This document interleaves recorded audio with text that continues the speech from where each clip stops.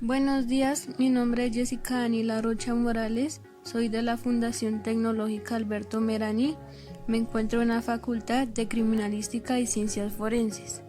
Hoy les vengo a hablar sobre los fenómenos cadavéricos y los artrópodos. Los fenómenos cadavéricos se manifiestan al término de las funciones vitales del cuerpo humano. Pasa por distintas fases donde irá cambiando el aspecto del cuerpo en cuanto a su morfología, color, olor, etc.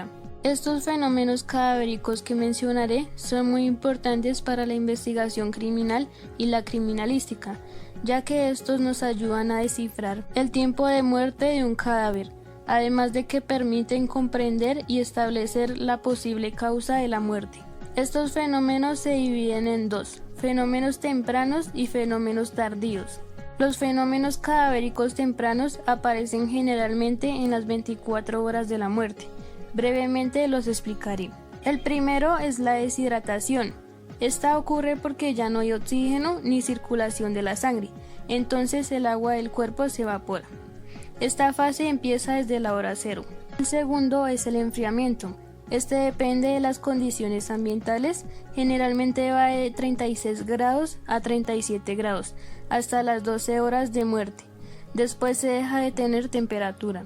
El tercero, la rigidez cadavérica, que es el endurecimiento de las extremidades de flexión, y esta empieza desde la cuarta hora de muerte. El cuarto es el espasmo cadavérico.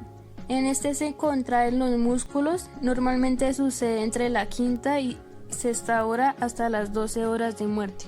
Y el quinto son las livideces cadavéricas, que son los acúmulos de depósitos de sangre por acción de la gravedad. Empieza a partir de la sexta hora hasta las 24 horas. A partir de esto surgen los fenómenos tardíos. El primero es la putrefacción. Esta fase es la más importante para la investigación criminal, ya que allí se pueden apreciar y faunas cadavéricas, donde aparecerán insectos que más adelante explicaré mejor. Esta fase de putrefacción, dependiendo de las condiciones ambientales, puede comenzar a partir de 20 a 24 horas de la muerte, en una temperatura ambiental entre los 24 grados, y en las costas o ambientes cálidos puede comenzar entre las 10 o 12 horas de la muerte. Pero hay factores que hacen que se acelere esta etapa, como la obesidad, enfermedades bacterianas, traumatismos extensos, cadáver expuesto a temperaturas calurosas y al agua. Igualmente, hay factores que retardan la putrefacción, como la desnutrición, deshidratación, sepultura en tierra, entre otros. La fase de putrefacción comienza por un cambio cromático en especie de mancha verde, sobre todo en la parte abdominal. Esto sucede por el ácido sulfhídrico generado por la descomposición de los tejidos. Dicho esto, este síntoma se extiende al resto del cuerpo durante 5 a 7 días de la muerte. Igualmente se da el veteado venoso en tórax y miembros. El veteado venoso son venas llenas de sangre que surgen al ser rechazadas por las vísceras debido a la presión de los gases abdominales. Luego de la fase cromática se da la fase enfisematosa, que comienza alrededor del quinto día de muerte y se manifiesta a través de la hinchazón del cuerpo, y se presenta por la producción de una gran cantidad de gases derivados del propio metabolismo bacteriano, que inflan y deforman el cadáver. En cadáver de una embarazada puede producirse la expulsión del feto. Lo que se puede encontrar en esta fase es vesículas cutáneas gaseosas, que son ampollas que se localizan en la epidermis de la piel, llenas de fluidos, las cuales por el rompimiento de estas generan desprendimiento de la epidermis. Igualmente se puede observar la distensión voluminosa del abdomen, vulva y escroto, que se debe a la capacidad de estiramiento violento de los tejidos, membranas o tendones del tegumento, o sea de la piel, tejido subcutáneo y varias glándulas. Después se puede apreciar la fase colicuativa o licuefacción. Esta se da alrededor de los 15 días de muerte. donde los tejidos del cuerpo se comienzan a deshacer transformándose en líquido, donde también es posible apreciar que se escapan líquidos y gases de estos, que se producen por el desprendimiento de la epidermis por reblandecimiento, que se da por la lesión de los tejidos orgánicos y luego solo quedan los huesos descarnados, que se conservan o descalcifican. Y por último, que se da en la putrefacción, es la fase de esqueletización, que se da porque las partes blandas del cuerpo se van desapareciendo a través de la fase de licuefacción. Los elementos más resistentes son el tejido fibroso, ligamentos y cartílago, que es lo último que aparece adherido a los huesos, quedando únicamente los restos óseos. Este periodo suele durar alrededor de 5 años, dependiendo de los siguientes factores. El primer factor es la constitución física, ya que es más rápida en personas obesas que delgadas. El segundo factor es la edad, ya que es más rápida en niños. El tercer factor depende de las condiciones ambientales. Este es más rápido en condiciones de calor y humedad. Y el cuarto factor depende de la causa de la muerte, que es más rápida en muertes por infección bacteriana y más lentas en muertes por deshidratación y sujetos tratados con antibióticos. Y las siguientes fases que explicaré pertenecen al proceso de descomposición. La primera es la fase adiposira o saponificación, que es la transformación jabonosa de la grasa subcutánea del cadáver.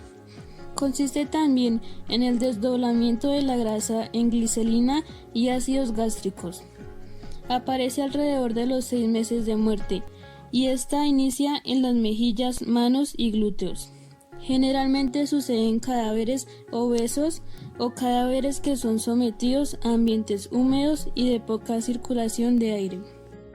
La segunda fase es la decorificación, que consiste en la disecación de los tejidos dando un aspecto duro similar al cuero. Aparece entre el primer año o inicio del segundo año de muerte. Lo que ocurre en esta fase es que la piel se pega al hueso pero no se pudre. Y la tercera fase es la momificación, que se produce por una deshidratación muy rápida de los tejidos del cadáver. Comienza en las partes del cuerpo expuestas al medio ambiente que se extienden posteriormente al resto del cuerpo. Estos tipos de cadáveres adquieren color gris oscuro o amarillento, piel seca y adelgazamiento. Los pelos y uñas se conservan. El cuerpo se torna rígido y leñoso. Las vísceras se conservan. Se puede producir o no esta fase de acuerdo a los siguientes aspectos. El primero son los factores ambientales. Debe estar el cadáver en lugares donde no haya humedad y sea muy elevado de temperatura, como por ejemplo el desierto, criptas, entre otros.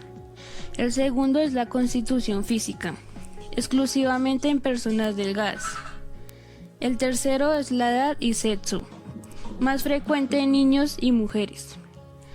Y el cuarto es la causa de muerte, por deshidratación, hemorragias, enterramientos en criptas, entre otros. De este modo explicaré los diferentes artrópodos que llegan al cadáver en fase de putrefacción. Primero, insectos necrófagos, que son los que se alimentan del cuerpo muerto y se dividen en dos. El primer grupo son los dípteros, que están compuestos por 2 alas, como las moscas, mosquitos, trípulas, entre otros. Estos son los primeros en llegar al cadáver, las moscas de la carne y moscas verdes o azules. Lo que hacen es colocar sus huevos en el cadáver, y esto es lo que ayuda a dictaminar el tiempo de muerte del cadáver, establecer posiblemente dónde murió o dónde estuvo, y determinar toxinas en el cadáver. Incluso se puede extraer ADN de la víctima en el insecto hallado.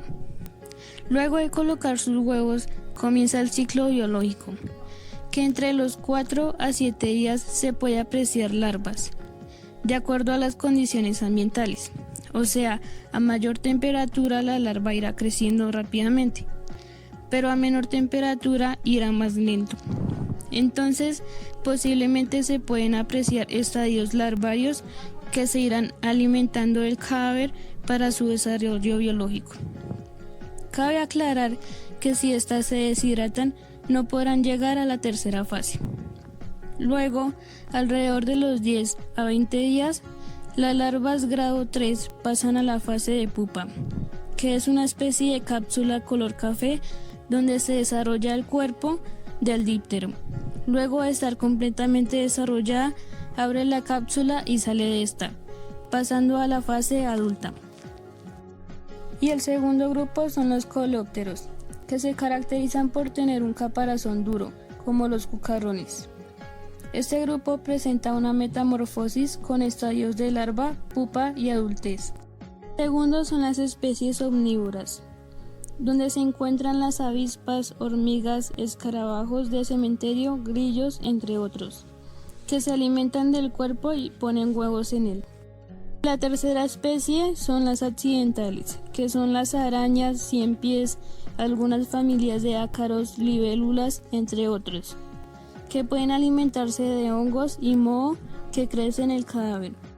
En conclusión, en el cuerpo fresco se presentan moscas de la carne, cucarrones carroñeros y moscas verdes o azules. Y en el cuerpo en estado de putrefacción se presentan huevos de moscas verdes o azules y de moscas de la carne, además de estadios larvarios de 1, 2 y 3 grado, e igualmente de cucarrones carroñeros.